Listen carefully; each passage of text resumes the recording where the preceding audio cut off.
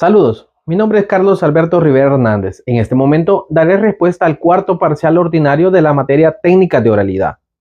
¿Cuál es la teoría del caso de las partes técnicas?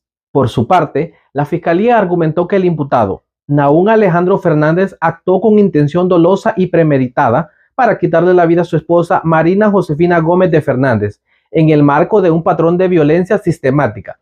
Según los hechos, el imputado atacó a la víctima el 26 de julio tras un episodio de celos, golpeándola, intentando estrangularla y amenazándola con un arma de fuego. Este acto, que fue interrumpido por los hijos de la víctima, constituye un intento de feminicida. Según la base legal, el feminicidio imperfecto o tentado está regulado por el artículo 45, literal A de la Ley Especial Integral para una vida libre de violencia para las mujeres, en relación con los artículos 24 y 68 del Código Penal. Pruebas presentadas. Una de las pruebas presentadas fue la testimonial, que es la declaración de la víctima detallando el ataque. La documental, que fue la certificación médica que evidencia las lesiones, la partida de matrimonio y los antecedentes de violencia. La pericial, que fue el dictamen psicológico que describió el daño emocional y psicológico ocasionado. El objetivo de la Fiscalía fue demostrar que las pruebas acreditan la intención feminicida del imputado y solicitar una sentencia condenatoria. Teoría del caso de la defensa técnica. La defensa sostiene que las lesiones de la víctima fueron consecuencias de un accidente doméstico. Según su versión, la víctima perdió el equilibrio debido al estado de ebriedad, cayendo por las escaleras, y el imputado actuó únicamente para ayudarla, cargándola mientras la llevaba a la cama. Niegan la existencia de intención dolosa y argumentan que no hubo acto feminicida, reforzando su teoría con la supuesta ausencia de dependencia emocional o económica entre la pareja, argumentando que no existía un contexto de subordinación típico y de violencia feminicida. Como base legal, se adhieren al principio de presunción de inocencia, establecido en el artículo 11 de la Constitución y en el artículo 2 del Código Procesal Penal, junto con la falta de elementos probatorios que acreditan el dolo. Entre las pruebas presentadas tenemos la testimonial, que fue la declaración de Blanca Fernández, madre del imputado, quien afirmó que las lesiones fueron producto de una caída. La documental y pericial fueron las observaciones que intentan desacreditar las conclusiones médicas y psicológicas presentadas por la Fiscalía. La defensa busca demostrar la falta de pruebas concluyentes para el feminicidio tentado, solicitando una sentencia absolutoria para el imputado. Ahora bien, en otro tema, ¿qué se logró contra los contrainterrogatorios de ambas partes?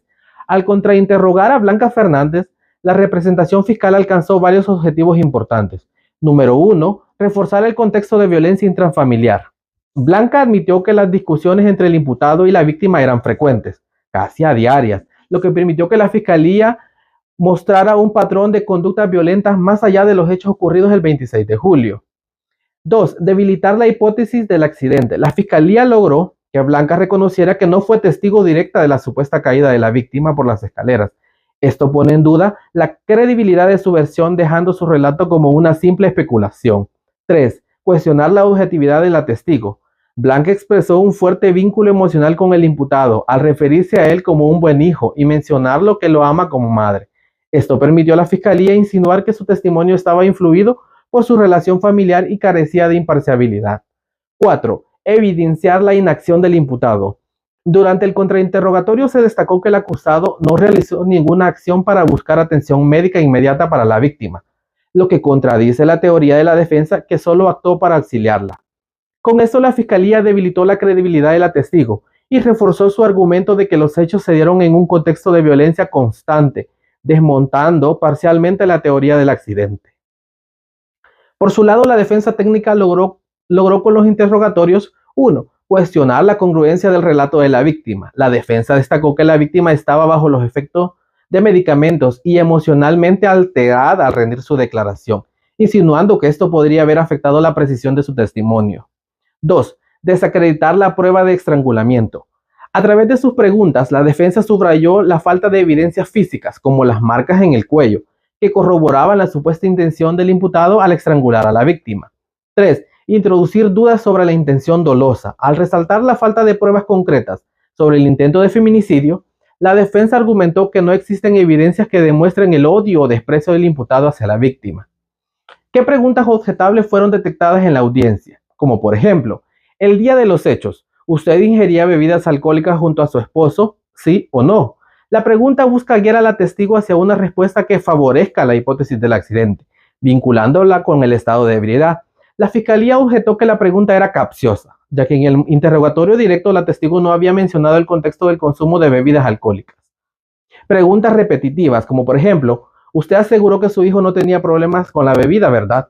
Esta pregunta ya había sido formulada y respondía previamente, pero la defensa insistió con variaciones similares para enfatizar en el punto. La fiscalía objetó por repeticiones, indicando la pregunta no agregaba algún valor y era innecesaria. Preguntas impertinentes, como por ejemplo, la fiscalía Blanca Fernández, ¿cómo básicamente es la sala de su casa? Esta pregunta no tiene relevancia directa con los hechos a declarar en la audiencia y desviaba el enfoque del interrogatorio.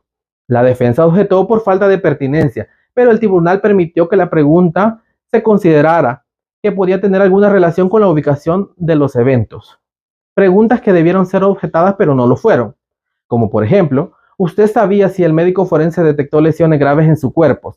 La pregunta no es clara, ya que el testigo no tiene conocimiento directo sobre el dictamen forense, lo que podría confundirla o hacerla declarar fuera de su alcance. La fiscalía no objetó esta pregunta, aunque debió hacerlo por ambigüedad y falta de pertinencia. Preguntas narrativas. Cuéntenos, ¿cómo sucedieron los hechos según lo que escuchó ese día? La pregunta permite que el testigo narre detalles amplios e incluso especulativos, alejándose de respuestas concretas y directas. La fiscalía debía objetar por permitir una narrativa extensa y descontrolada que podía introducir elementos no probatorios. Preguntas reiterativas sobre elementos ya negados, como por ejemplo, ¿el médico le informó que sus lesiones eran antiguas, sí o no? Esta pregunta ya había sido objetada previamente, pero la defensa volvió a formularla con ligeras variaciones. Aunque la jueza ya había resuelto sobre la repetición, la fiscalía debía insistir en la objeción para evitar confundir a la testigo. Ahora veamos qué diferencia hubo entre el alegato inicial y final de las partes técnicas. La representación fiscal introdujo su teoría del caso, explicando el contexto de violencia sistemática que culminó en el intento de feminicidio, destacando los antecedentes del maltrato físico y verbal. Además, se mencionaron cómo las pruebas presentadas demostraron la intención dolosa del imputado. Adicionalmente, se adelantó a refutar la hipótesis del accidente, planteando que las lesiones no eran compatibles con una caída. Y en su alegato final, presentó la narrativa inicial, apoyándose en lo que las pruebas y testimonios lograron demostrar durante la audiencia. Reafirmó que las declaraciones de las víctimas, los antecedentes de violencia, las pericias psicológicas y médicas probaban la intención feminicidia.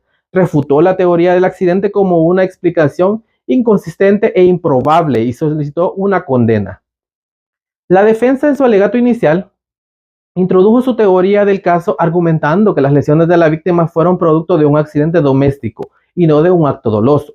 Cuestionó la congruencia de la declaración de la víctima y la objetividad del dictamen psicológico, afirmando que la fiscalía carecía de pruebas suficientes para sostener una acusación por feminicidio tentado, y en su alegato final reiteró la hipótesis del accidente, insistiendo en la falta del dolo por parte del imputado y en la necesidad de aplicar el principio de presunción de la inocencia. Es todo de mi parte. Muchas gracias.